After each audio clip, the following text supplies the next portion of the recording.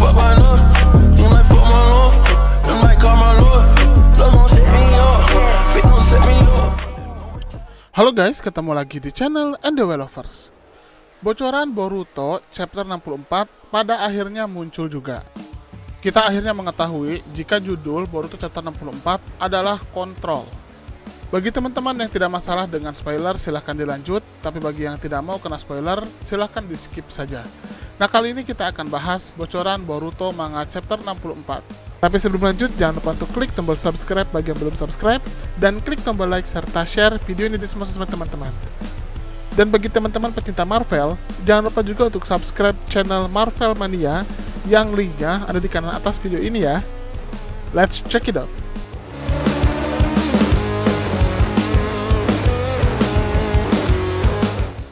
Kita mulai dari sampulnya, yang merupakan sampul berwarna dengan sosok Shikamaru dalam pose berdiri yang terlihat sangat santai dan cukup keren ya, dengan latar belakang bayangan. Ada juga splash text yang bertuliskan muncul dari bayangan dengan cara apapun yang diperlukan. Lalu ada subheader, di mana ini adalah bentrokan antara kekuatan perspektif mereka. Karma, pertempuran versus kode, mereka semakin intensif. Dan teks intro di halaman kedua, setelah disudutkan oleh kode yang merupakan musuh tangguh dengan kontrol yang sangat baik atas karma miliknya sendiri, Boruto telah mengaktifkan kekuatannya sendiri juga. Nah, kali ini kita akan mulai masuk ke scene pertama. Di chapter ini dibuka dengan Boruto yang akhirnya bisa berdiri sendiri, masih dikelilingi oleh aura berapi-api dan mengaktifkan karma. Kode dan Kawaki menatapnya dari jauh. Di sini Kode mengatakan, "Bagus, sekarang kita bisa bicara." Kemudian dua panel flashback Borushiki di chapter 54 muncul, di mana di situ Momoshiki mengatakan, "Kau mungkin telah dibebaskan juga, Kawaki. Kau harus lebih banyak tersenyum. Aku akan mendapatkan Jubi yang disembunyikan Isiki di suatu tempat dan akan memberikan makan untuk itu, kemudian menikmati buah cakra." Ternyata itu adalah ingatan Kawaki ketika pertama kali melihat Borushiki. Melihat Boruto sekarang mengakses mode yang sama, di sini Kawaki khawatir jika itu adalah pertanda Momoshiki sudah bangkit. Di sini Kode mengatakan, "Uzumaki Boruto, kalau dipikir-pikir ada yang aneh denganmu. Kenapa kesadaran Momoshiki muncul sebanyak ini? Meskipun faktanya kau hanyalah wadah dan dia belum bereinkarnasi." Di sini Boruto hanya melototi Kode saja. Eida pun hanya terdiam. Boruto mengatakan, "Menjauhlah Kawaki, di sini akan berbahaya." Kawaki pun hanya terdiam juga. Boruto kemudian bergegas menuju Kode, di mana saat ini terlihat Boruto benar-benar masuk ke mode Borushiki dengan mata Byakugan yang aktif, tapi tanpa tanduk. Tapi anehnya Boruto sama sekali tidak dikendalikan oleh Momoshiki dan hanya bergerak atas kemauannya sendiri. Kode kemudian berpikir sendiri tentang kondisi Boruto ini. Kode menyiapkan diri dengan cakarnya untuk membela diri, sementara Boruto membuat segel tangan. Dan ternyata Boruto menciptakan Kage Bunshin no Jutsu. Yang unik, para Bunshinnya tidak memiliki tanda karma, jadi hanya yang asli saja. Mereka semua hanya muncul sebagai tubuh Boruto yang terlihat normal. Tubuh aslinya mencoba meninju wajah Kode, tapi Kode berusaha melindungi dirinya dengan menggunakan cakarnya. Namun pijakan Kode menciptakan puing-puing di bawahnya karena kekuatan dorong kembali oleh pukulan itu yang luar biasa. Kode pun berpikir ternyata Borushiki itu memiliki kekuatan yang jauh di atas mode karma Boruto. Tiga Bunshin Boruto kini telah bergabung, melemparkan lebih banyak pukulan satu demi satu. Kode masih bisa mengimbangi dengan memblokir pukulan dengan cakra bergantian sekalipun. Kode kemudian menggesek udara dengan salah satu cakarnya dan berhasil menerapkan bagian pendek dari sabuk hitamnya yang bertabur ke bahu kiri Boruto yang asli. Cakar Kode langsung menembus perut Bunshin yang berada di sisi kiri Boruto asli. Bunshin itu terlihat mengerang dan kemudian menghilang. Kode mengambil ayunan lain dan mengeluarkan dua Bunshin lain yang mengapit di kedua sisi Boruto asli. Kedua Bunshin itu pun ikut menghilang. Di sini Boruto terlihat bergumam yang menandakan jika dia kaget dengan kecepatan Kode. Karena frustasi, Boruto yang asli menggunakan kedua tangannya untuk meraih lengan cakar Kode. Bunshin Boruto ketiga yang tersisa berhasil berada di depan Boruto asli dan kemudian meraih ke lengan Kode juga. Ternyata Bunshin berhasil mengekstrak Kode atau menarik Kode dari sabuk hitamnya, sehingga dia bisa mengambil Kode lalu membantingnya ke tanah. Boruto yang asli akhirnya mendaratkan pukulan telak ke wajah Kode. Di sini Bunshin Boruto lainnya berusaha menjauh, dan Kode pun kaget dengan hantaman pukulan dari Boruto. Kode menyeret cakarnya ke tanah saat dia akan dilemparkan kembali sebagai dampak dari pukulan itu. dan kemudian menandai 3 garis sabuk hitam bertabur di tanah. Teknik ini seperti layaknya teknik Hiraishi no Jutsu milik Minato, di mana kode membuat tanda untuk membuat dia bisa berteleportasi ke sana. Di sini Boruto yang asli mencoba mengejar kode untuk menghantamnya lagi, tetapi kode telah menghilang ke dalam salah satu sabuk itu. Boruto kemudian terlihat berdiam diri dan kode berjongkok muncul kembali sedikit lebih jauh di persimpangan antara dua pita sabuk yang sudah disiapkan sebelumnya. Boruto mengatakan jika kemampuan itu sangat mengganggu sekali. Kawaki berpikir sendiri, dia mengatakan jika ternyata Boruto sangat kuat, tapi itu bukan gerakan Boruto. Namun tak bagaimana Boruto bisa mempertahankan kesadarannya sendiri. Sejak kapan Boruto bisa menjadi level itu? Di sini kemudian kode berpikir sendiri apa yang terjadi. Di sisi lain, mata kiri Eida masih aktif dan Eida masih terus mengawasi. Daemon masih tertidur lelap dalam pelukan Eida. Dia membalas ke telinga kode yang telah muncul melalui segmen sabuk hitam bertahtakan yang ada di lengan bajunya. Eida di sini mengatakan, "Aku bertanya-tanya apakah itu efek dari obat-obatan yang telah disiapkan Amado untuknya. Aku tidak tahu pasti tentang apa yang terjadi pada tubuh Boruto-kun. Tapi setidaknya dia tidak membiarkan pikirannya dibajak seperti saat-saat sebelumnya. Sepertinya Boruto dalam kontrol yang penuh atas kekuatan Momoshiki, sementara dia masih mempertahankan kesadarannya sendiri. Dan terlihat di sini Momoshiki tidak muncul sama sekali." Di sini kode kemudian teringat dengan obat Amado. Lalu kemudian Eida mengatakan, "Bukankah lebih baik jika tidak menganggap Boruto dengan anggapan enteng? Aku tidak bercanda. Mungkin saja jika kau akan terbunuh sebelum kau bisa mendapatkan kembali kekuatan sejatimu. Dengan kata lain, melepas limiter." Scene selanjutnya, kita melihat adegan dipotong kembali ke rumah Uzumaki. Di sini Ino berkonsultasi dengan Naruto dari jarak jauh. Naruto kemudian menciptakan 2 bunshin dirinya dan mereka duduk bersila dalam formasi segitiga. Kedua bunshin itu memejamkan mata untuk berkonsentrasi. Di sini, Ino merasakan cakra Boruto. Naruto mengatakan, "Benar, cukup sekian tentang Kawaki untuk saat ini. Semuanya silakan mengasah untuk merasakan cakra Boruto. Cari di sekitar desa puluhan kilometer keluar, sekarang juga." Nishi kemudian mengatakan, "Maaf Nana Daime, aku mencoba untuk mengawasi mereka, itu tidak seperti biasanya bagiku." Kemudian kata Naruto, "Tidak apa-apa, bukankah aku baru saja mengatakan, cepat cari Boruto. Kawaki mungkin ada di sana bersamanya." Tiba-tiba Shikamaru mendarat di atas pagar depan Naruto dan berjongkok. Shikamaru mengatakan, "Dan musuh terburu kita mungkin ada di sana bersama mereka juga. Kawaki mungkin telah menemukannya, tapi dalam skenario terburuk, mereka mungkin sudah mati." Kemudian kata Naruto, "Shikamaru, kenapa kamu di sini?" Shikamaru mengatakan, "Bukankah kita sudah memutuskan ini? Karena kau telah kehilangan kekuatan Kurama, tidak mungkin aku akan diam dan membiarkanmu pergi. Itu akan menjadi misi bunuh diri." Naruto mengatakan, "Apa yang kau bicarakan? Seolah-olah aku akan meninggalkan anak-anak." Shikamaru mengatakan, "Tenang, bukan itu yang aku maksud. Kurasa tidak ada orang yang bisa menghentikanmu pergi." Naruto sedikit bingung. Shikamaru mengatakan, "Aku ikut denganmu. Ini waktu yang buruk." Tapi Sasuke belum kembali dari perburuannya untuk kode. Terlebih lagi, Sai sedang menjaga Amado sekarang. Naruto hanya bisa terdiam. Shikamaru kemudian menambahkan, "Aku sadar akan bahayanya. Ini akan merepotkan. Tapi jangan berdebat tentang setiap detailnya. Bukannya kau bisa menghentikanku, jadi ayo kita pergi sekarang setelah kita mengetahui keberadaan Boruto." Di sini Naruto masih terdiam. Lalu tiba-tiba Hinata berlari keluar rumah saat Himawari mengintip dari balik pintu. Shikamaru melompat ke tempat Naruto dan bunshinnya berada. Nishi masih berdiri di belakang Naruto. Hinata pun ternyata ingin bergabung dengan Naruto karena dia tidak bisa diam saja tanpa melakukan sesuatu. Naruto mengatakan, "Jangan mengatakan hal konyol seperti itu. Apa yang akan terjadi pada Himawari jika sesuatu yang buruk terjadi padamu? Tolong, aku memintamu untuk tetap di sini." Hinata hanya diam saja. Shikamaru menambahkan, "Hinata, aku mengerti perasaanmu, tapi kau tidak boleh menempatkan Naruto di tempat seperti itu. Jadi untuk saat ini, maaf. Tapi, bisakah kau mengikuti permintaan ini?" Hinata masih diam menunduk ke bawah. Himawari kemudian menarik lengan bajunya. Naruto masih menatap mereka dengan ekspresi khawatir di wajahnya. Di sini, Himawari mengatakan, "Apakah Mama baik-baik saja? Papa akan bawa kembali kakak dan Kawaki kan? Kalian pasti akan kembali bersama dengan selamat kan?" Dari cara bicara Himawari, terlihat Himawari sangat khawatir jika mungkin ini akan menjadi akhir bagi Naruto. Shikamaru, Hinata, dan Naruto diam-diam menatap Himawari. Mata Naruto yang asli kemudian tiba-tiba berubah. Pupil matanya sekarang menjadi celah horizontal dan ada pola seperti bayangan mata gelap di sekitar matanya, di mana Naruto mengakses mode Sage. Naruto mengatakan, bukankah sudah jelas? Kau pikir siapa ayahmu? Himawari terlihat senyum tipis di wajahnya sekarang. Hinata masih melihat ke bawah, tapi kemudian menutup matanya. Dia mengecengkram dadanya dengan tangan kirinya.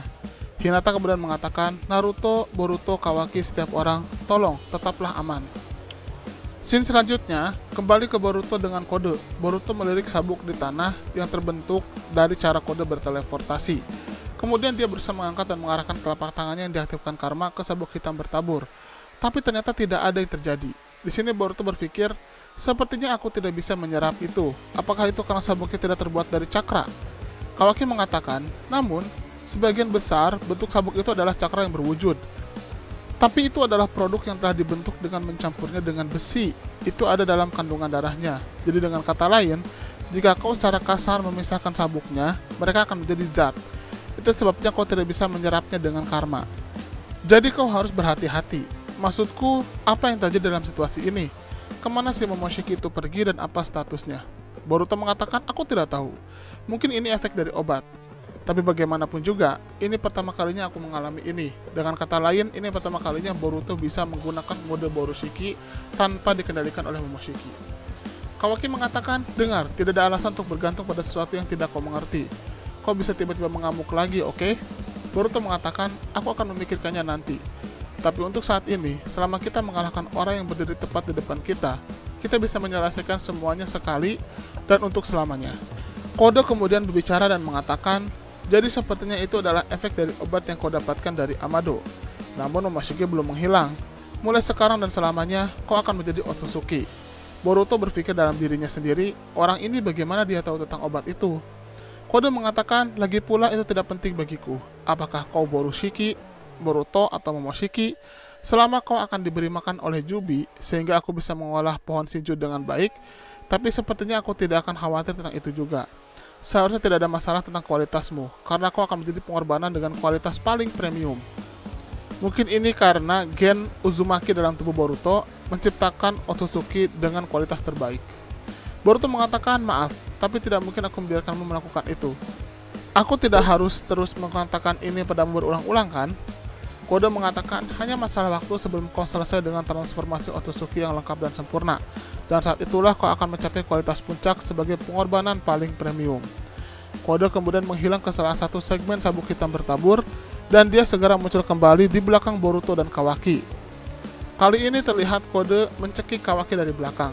Boruto terkejut. Kawaki menggunakan kedua tangannya untuk mencoba menarik Kode darinya. Kawaki merasa seperti disumpal oleh lengan Kode. Di sini Kode mengatakan, jadi ini adalah perpisahan untuk saat ini. Kita akan segera bertemu lagi, tapi aku bersenang-senang Uzumaki Boruto. Sampai jumpa lagi. Boruto terlihat mengejar Kode. Kode mengatakan, ayo pergi Kawaki, dia menunggumu. Kawaki kemudian membuat segel tangan, walaupun dalam keadaan berkeringat deras. Dia menghasilkan satu kage bunshin yang muncul tepat di belakang Kode. Bunshin Kawaki mencoba untuk meninju Kode, tetapi Kode menggunakan cakar kanannya untuk menangkap tinju Kawaki tepat di telapak tangannya. Kode hanya memegang Kawaki seperti itu. Di sini Boruto kemudian tiba-tiba datang dengan terlihat yakin di depan Kode, dan Rasengan terbentuk di telapak tangan kanannya. Di sini Boruto maju lebih dekat ke Kode dengan Rasengan, namun Kode baru saja menyelipkan kembali ke sabuk hitamnya yang bertatakan lagi untuk menghindari pukulan itu. Dengan kata lain, Kode terlihat berteleportasi menggunakan sabuk itu lagi untuk menghindari serangan Rasengan. Kode muncul kembali beberapa meter jauhnya di belakang Boruto. Bunshin Kawaki menjauh, sekarang tubuh aslinya telah dibebaskan. Di sini Kode mengatakan, tipuan macam apa itu Kawaki? Apa kau tidak mau ikut denganku lagi? Kawaki berjongkok dengan satu lutut, memegang tenggorokannya. Dia mencoba mengatur nafasnya. Kawaki mengatakan, jangan salah paham. Aku akan melakukan apapun yang harus kulakukan demi Nana Daime. Kata Boruto, tentu saja artinya kita bisa mengalahkan orang itu. Dan itu akan menjadi cara tercepat untuk menyelesaikan masalah. Di sisi lain terlihat Eida sedang mengalihkan pandangannya ke luar angkasa. Kode mengatakan, kau membuatku kesal. Aku benci kalian berdua. Baiklah, kalau begitu, aku akan membuat ini sangat jelas untuk kalian demi kepentingan terbaikmu sendiri. Untuk patuh melakukan apa yang aku katakan. Boruto mengatakan, jadi hanya itu yang harus kau katakan untuk dirimu sendiri. Ayo, aku akan menendang pantatmu dan menyelesaikan ini semua. Adegan beralih kembali ke kediaman Uzumaki. Naruto tiba-tiba mendapat pencerahan. Naruto mengatakan, aku menemukannya, itu Boruto.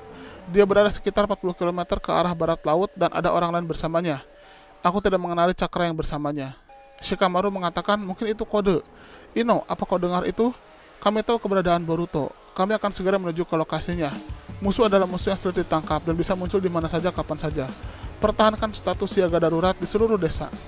Kemudian kata Ino, baik, hati-hati Shikamaru. Naruto yang asli berdiri dengan penuh rasa percaya diri. Dua bunsinnya duduk dengan tenang masih memanifestasikan cakra. Kata Naruto, baiklah ayo kita pergi. Shikamaru mengatakan, Naruto, tentang mode Senin itu, sepertinya kau tidak bisa bertahan dalam keadaan itu terlalu lama. Berapa lama lagi? Mengingat kondisimu saat ini. Naruto hanya melirik dari balik bahunya ke Shikamaru. Kata Naruto, jangan khawatir tentang itu. Bahkan aku bisa mempertahankannya lebih lama sekarang daripada yang bisa aku pertahankan di masa lalu. Karena ini berkat pengalamanku dan juga karena kebijaksanaan dan karena aku sekarang lebih tua. Jadi ayo cepat. Naruto mulai menuju keluar, Shikamaru mengikutinya. Shikamaru mengatakan, apa maksudmu tentang pengalamanmu menjadi orang yang lebih bijaksana, lebih tua? Dengar, jangan melakukan sesuatu yang gegabah. Naruto hanya menjawab, ya, aku tahu.